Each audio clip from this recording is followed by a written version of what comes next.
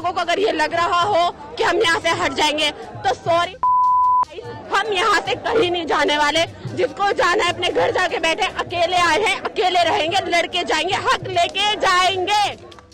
एक पुलिस वाला हमारी आंखों के सामने, शायद वो डीएसपी था, I don't know who the hell him, उसकी टांग पे चढ़ गया। वो मेट्रो के पास 1.5 घंटा रोता रहा, पड़ा रहा। जिस वक्त पुलिस वाले आए, हेल्प करने की बजाय उसका कॉलर पकड़ा और धक्का दिया और वो फिर वहीं गिर गया। उसके नाक पे, उसके मुंह पे चोट लगी।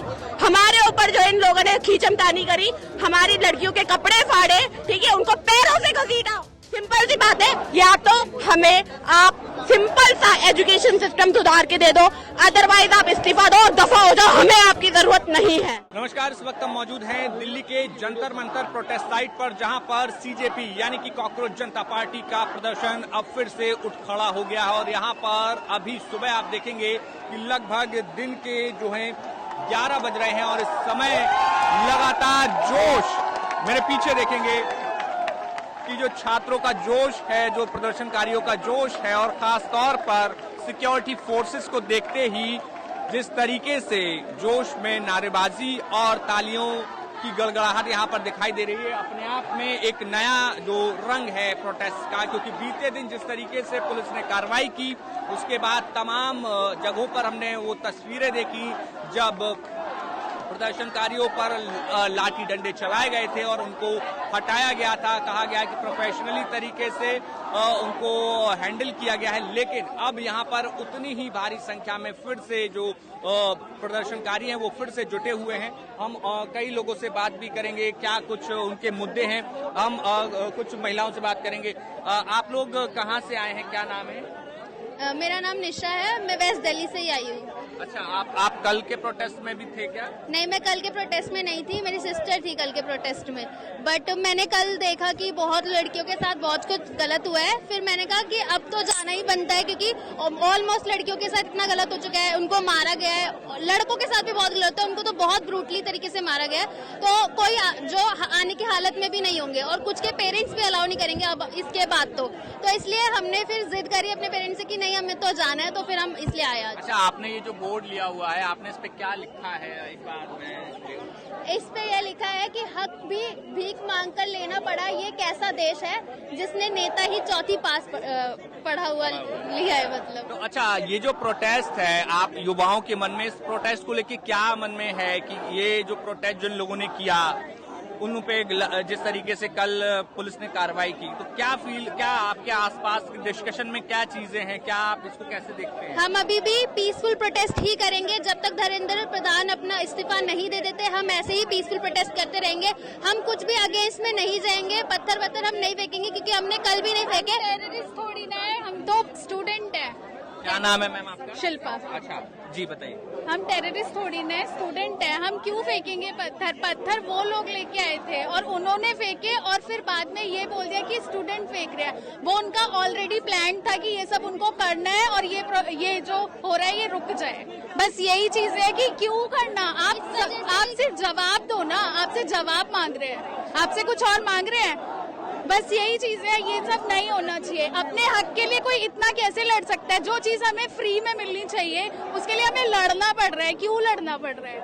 तो अब आप लोग क्या आगे करेंगे? क्या आपका इस प्रोटेस्ट में? ये प्रोटेस्ट ऐसे ही चलेगा जब तक वो जो कंडीशंस है वो पूरी नहीं होती। अच्छा, तो अब ये जिस तरीके से चोटें आई थी कल, क्या हालत थी उनकी? क्या आप उन लोगों से मिले जिनको चोटें आई? हम मिले नहीं है, लेकिन आज सुबह जितने भी लोग आ सकते थे यहाँ पे, जिनकी कंडीशन थी आने लायक, वो आए थे और उनको देखा गया है। उनकी आंख के पास इतनी बुरी तरीके से चोट आई है, बहुत ज्यादा स्वेलिंग हो रखी है चेहरे पे। उनके अभी यहाँ पे दवाई लगाई गई थी, तो उनके कपड़ों पे देखा तो उनकी पीठ पे, उनके यहाँ कमर पे इतने बुरी तरीके से लाठियों के निशान है।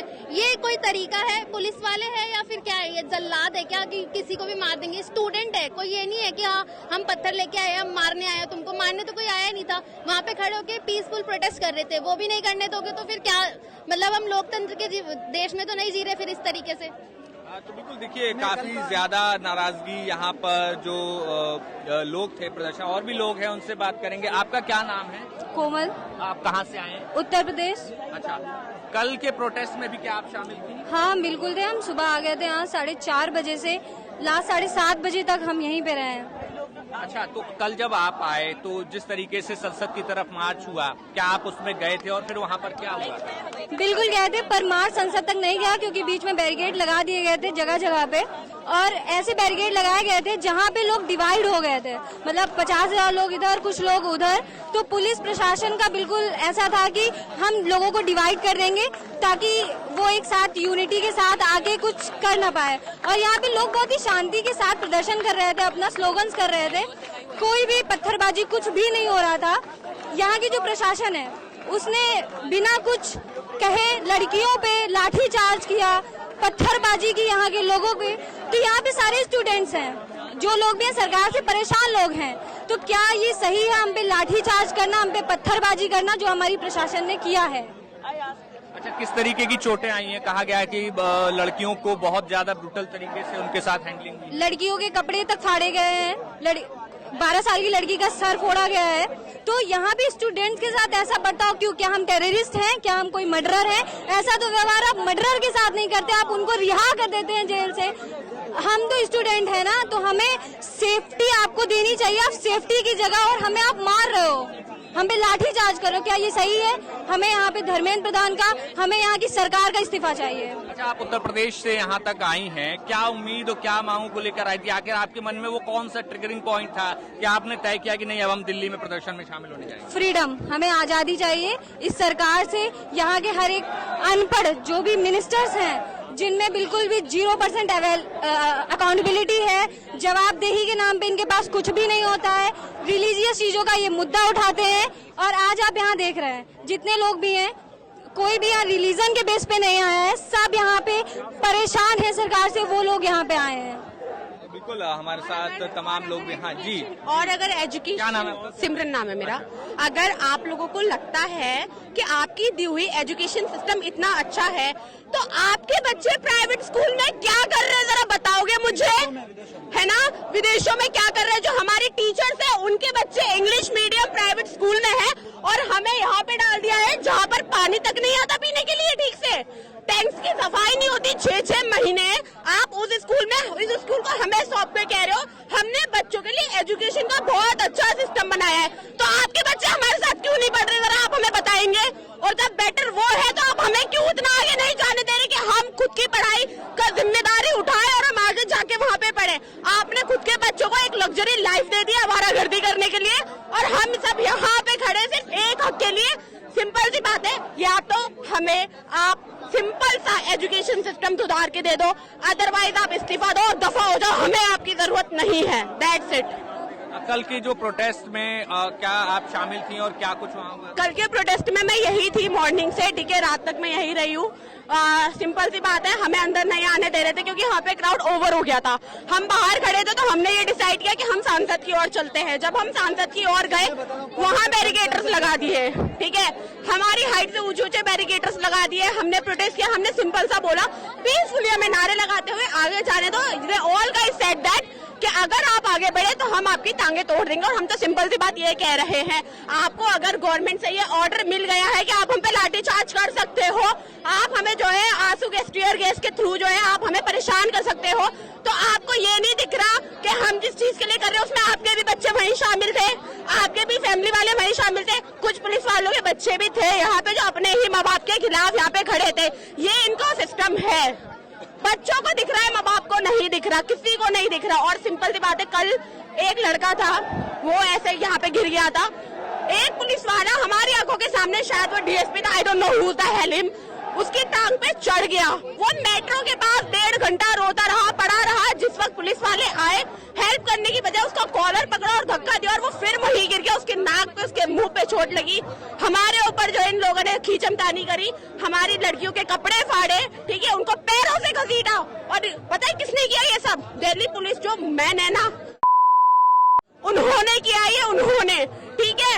औरतें भी नहीं थी वहाँ पे, दिल्ली पुलिस की औरतें जो होती है ना, फीमेल कांस्टेबल, वो भी नहीं थी। तो आप ये दिख रहा है यहाँ पे अगर कोई है ना अभी इसी वक्त और इंदर से कोई कर देता तो किसी में इतनी हिम्मत नहीं होती जो जाके बोल भी दे, ठीक है ना। सब दिख रहा है हमें। और आप लोगों को अगर ये लग रहा हो कि हम यहाँ से हट जाएंगे तो सॉरी, हम हम यहाँ से कहीं नहीं जाने वाले, जिसको जाना है अपने घर जाके बैठे, अकेले आए हैं अकेले रहेंगे, लड़के जाएंगे, हक लेके जाएंगे।